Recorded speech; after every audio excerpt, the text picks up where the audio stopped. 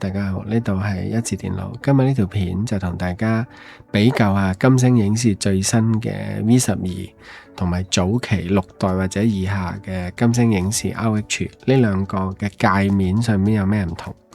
嗱，首先我哋望到個畫面嘅頂呢個位置呢，就係我哋 V12嘅界面。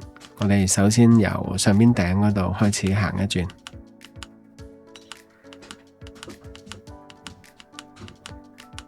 嗱，個分類咧就 total 有咁多嘅，咁我哋再睇下下邊金星影視 RH 嗰度，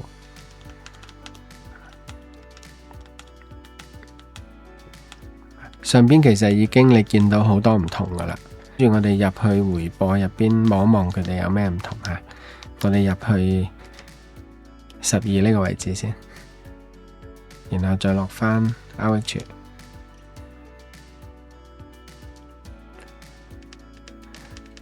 嗱，嚟到浙江衛視下邊呢度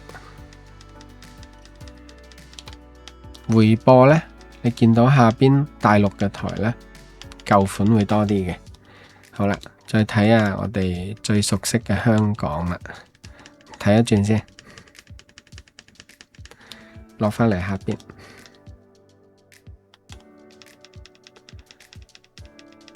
呢個就差唔多嘅。好啦，台灣。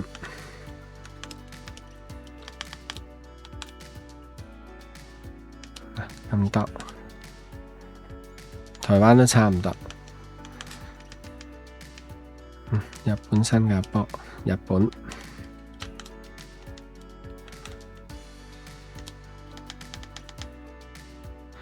9、1、2、3、4、5、6、7一樣，即係啲字嘅大小問題啫。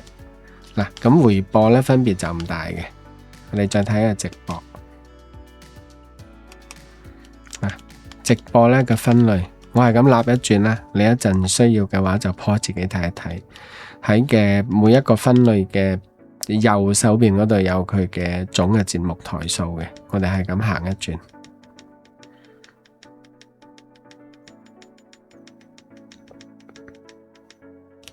好，再落下邊望望，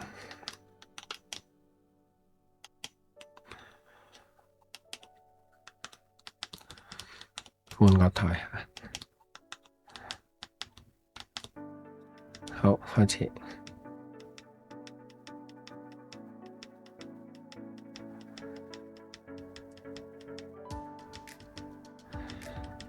嗱，整體嘅分類同埋內容呢，都係冇咁多嘅，同埋部機嗰個反應速度呢，亦都係冇咁快。好啦，望一望推薦。大家顯示嘅內容係唔同嘅，有少少唔同啦。咁你望到上邊推薦呢個畫面嘅內容呢，就較為新少少啦。呢個就冇咁新嘅。好，再一去 4K。嗱，下邊就冇咗 4K 啦。嗱，上邊有個 4K 分類，下邊推薦就直接去到電影啦。好，上邊就有個 DB， 呢個呢係表示有音效比較好嘅影片，咁下邊都冇啦。跟住再過一格電影，下邊有電影嘅。我哋入去電影分類，好，下邊都入電影分類。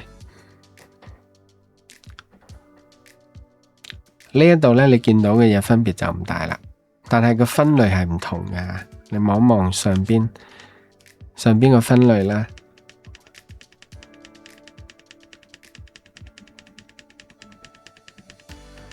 有咁多嘅，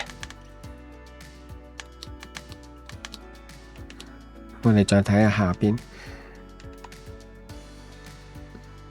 就咁多嘅啫，內容係冇咁多嘅。我哋再睇下電視劇，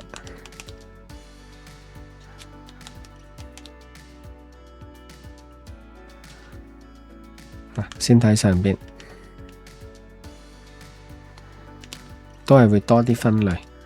睇下邊，就冇啦。綜藝，立一轉，好，睇下邊個綜藝。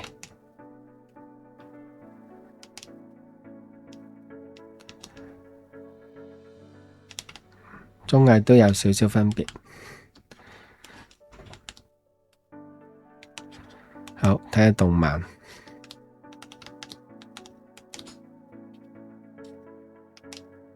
下邊反應慢啲係正常嘅，因為部機咧冇咁快嘅，分別就唔大啦。呢度望落去。好，我哋睇埋少兒。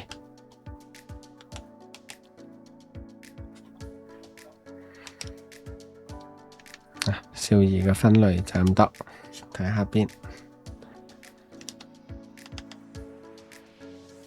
都有少少分別，上邊有 D 加，下邊冇。呢個就唔係好重要嘅啫嚇。咁啊，跟住體育呢啲係錄播節目咧，上邊頂呢度咧就冇咗體育嘅分類，但係多咗個短劇。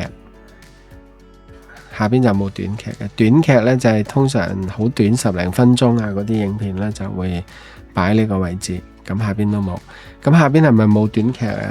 都有嘅，不過佢就擺咗喺電視劇就撈埋一堆啦。你揾嘢嘅時候會麻煩啲啦。咁呢一個就幫你喺電視劇裏邊抽出嚟，就會方便啲。咁呢個就係主要界面啦。咁上邊嘅設定嗰度呢，大家望一望，新款呢就多咗一個手機端功能嘅。咁下邊嘅型號呢，就唔會有手機端啦。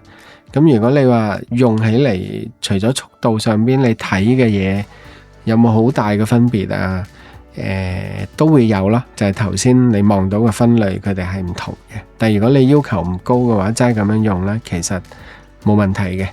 咁呢個係6代以下機嘅金星影視 RH 同埋12代嘅比較。咁如果10代、11代同埋12代之間呢嘅 Apps 嘅界面分別就唔係好大嘅。咁呢次就同大家去做一個咁樣嘅簡單對比。